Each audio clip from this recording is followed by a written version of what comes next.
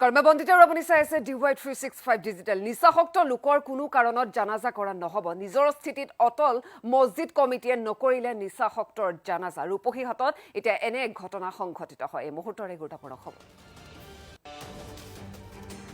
নিচাসক্ত লোকৰ কোনো কাৰণত জানাজা কৰা নহব নিজৰ স্থিতিত অটল মছজিদ কমিটিয়ে নকৰিলে নিচাসক্তৰ জানাজা ৰূপহীহাটৰ নাঙলধোৱা মছজিদ কমিটিৰ এই কঠোৰ সিদ্ধান্ত আমি দেখিবলৈ পাইছো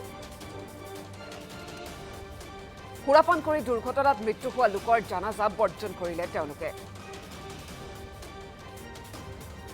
বিগত বৰ্ষত নিচাসক্তৰ ক্ষেত্ৰত এই সিদ্ধান্ত লৈছিল কমিটিয়ে আৰু সমাজ বিৰোধী আৰু নিচাসক্তৰ ক্ষেত্ৰত ভৱিষ্যতেও কঠোৰ হ'ব কমিটি সকলো মুছলমান সমাজকে কঠোৰ সিদ্ধান্ত লবলৈ আহ্বান জনাইছে মছজিদ কমিটিয়ে নিচাসক্ত লোকৰ কোনো কাৰণত জানাজা কৰা নহব আৰু এই সিদ্ধান্ত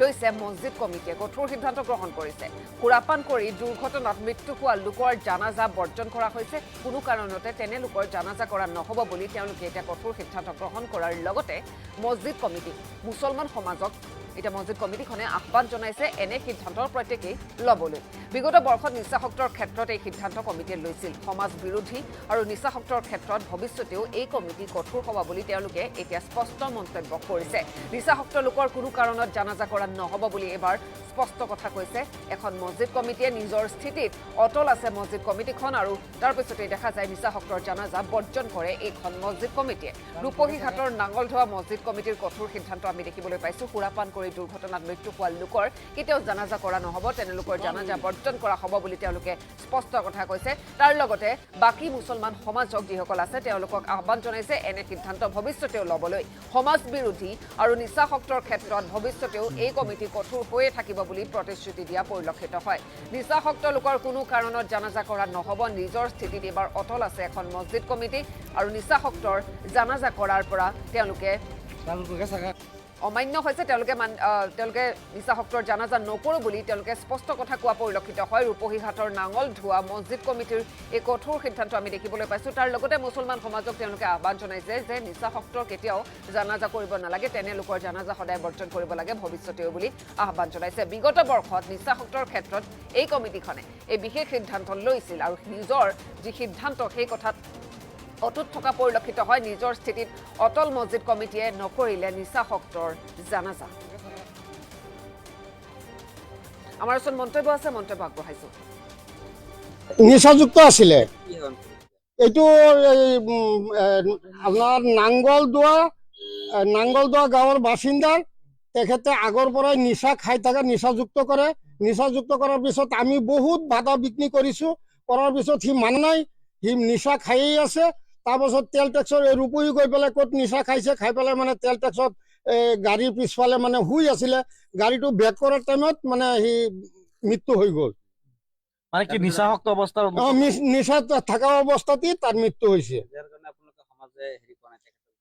না জানাজা আমি সম্পন্ন কৰা নাই আৰু এইটো কাৰণে আমি আমাৰ পৰা খাটিও কৈছিলে আমি খাটিও দিয়া নাই আমাৰ সমাজৰ পৰাও মানুহ যোৱা নাই আমি জানাজাত তাত যোৱা নাই ক'ত কি কৰিছে ক'ত পুতিছে আমি এইটো নাজানো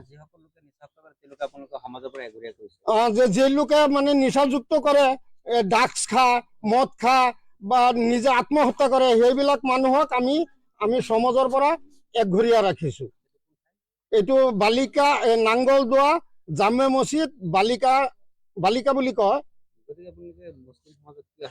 মুছলিম সমাজত আমি এইটোৱে আহ্বান জনাইছো যাতে কোনো সমাজত আমাৰ এইটো দুৰ্নীতি নহয় নিচাযুক্ত মানুহক মানে এইটো হুঁচিয়াৰ কৰিব লাগে মই অনুৰোধ কৰি কৈছো যাতে নিচা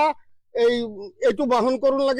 কৰিব লাগে মানে বন্ধ কৰিব লাগে এইটো কাৰণে মই আহ্বান জনাইছো যাতে কোনো সমাজত আমাৰ মুছলিম সমাজত যাতে এইটো কেতিয়াও নহয় আমাৰ নাঙ্গলদোয়া গাঁৱৰ এটা মছজিদ আছে আমি বনাইছো নাঙ্গলদোয়া বালিকা নতুন জামে মছজিদ কমিটি আমাৰ কমিটিৰ অন্তৰ্গত যিজন মানুহ মানে মদাহী আছিল আৰু আমি সিজা এখন কাৰ্যকৰী সভা এটা বহিছো সভাত আমি প্ৰচিডিং আকাৰে এটা প্ৰস্তাৱ লৈছো ৩ নম্বৰ প্ৰস্তাৱ আছিল এইটো প্ৰস্তাৱৰ মতে আছিল যিবিলাক মানুহে আমাৰ সমাজৰ অন্তৰ্ভুক্ত যিবিলাক মানুহে মদ বাং ড্ৰাগছ ইত্যাদি সেৱন কৰে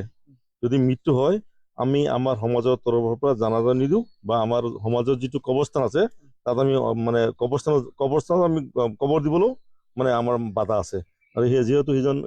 কেইদিন আগত কৈ আছিলে 10 তাৰিখে এজন মানুহ আমাৰ সমাজৰ মানুহ তেওঁ এজন বহুত মদাহী আছিল আমি বহুত বুজাইছো কিন্তু মই বহুত মৰমো কৰিছো মানুহজনক কিন্তু সি নামানি এতিয়া একদম এনেকুৱা ৰাজহুৱা ঠাইত মৃত্যু হৈছে যাতে মানে কোনেও আৰু হেৰি কৰিব নোৱাৰে মদ খাই মৰিছে গতিকে আমি এনেকুৱা এজন মদাহী মানুহ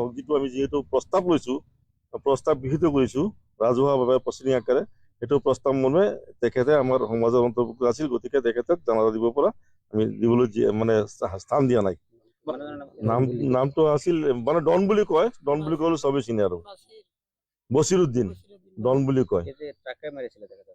শুনিছো মইতো নাজানো শুনা পাইছো যে এই মানে ৰূপপুৰ বজাৰত গৈছে তাত মানে এক্সিডেণ্টৰ মৃত্যু হৈছে যিহেতু মানুহ মুখত মানে মত আছিল সমাজ বিৰোধী কাৰ্যকলাপ কৰা নিচাসক্ত থকা মানুহক আপোনালোকে জানাজা আমি জানাজা নিদিওঁ কবৰস্থ কৰিব নেকি নাই আমি সিহঁতক জাননী দিম একবাৰ দুইবাৰ তিনবাৰ আমি জাননী দিয়াৰ পিছত যদি সিহঁতে নামানে তেতিয়াহ'লে আমি এই ব্যৱস্থা কৰিব মানে এইটো এটা কাৰ্যকৰী সিদ্ধান্ত লোৱা হৈছে আমাৰ সমাজৰ পৰা অসমৰ যিবিলাক আমাৰ মুছলিম সমাজত মছজিদ আছে যাতে কোনেও এইবিলাক মানে বিয়া যিবিলাক নিচাযুক্ত মানুহ আছে সিহঁতে যাতে কবৰস্থানত জেগা নিদিয়ে ৰাজহুৱা স্থানত বা এই জানাজা সম্পন্ন নকৰে বা সমাজৰ কোনো ইমাম যাতে তাৰ জানাজাত সম্পন্ন কৰিব নোৱাৰে এইখিনি আমাৰ আহ্বান আপোনালোকে জনাব গোটেই সমাজ নিচাযুক্ত